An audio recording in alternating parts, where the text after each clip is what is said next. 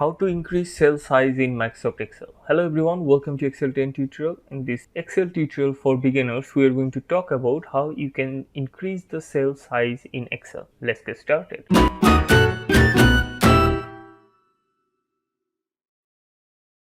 Take a look at this cell A1. I have a text here and it does not fit inside this cell and I want to increase the cell size. Okay, the first thing I can do is hover my mouse here and click here and drag. So this will increase the cell size. Okay, now let's increase the height. So hover my mouse at the row number and then click and drag. Okay, so this is a way to increase cell size. Now another way is to select the cell and then click on format, click here row height, and if you change it to let's say 25 and click OK, and you can see the cell height has increased. Okay, now select here again format and column width. If you change it to this and click OK, you can see the cell width has been changed or the cell width is increased. Okay, now another way to go to the same thing is to select the entire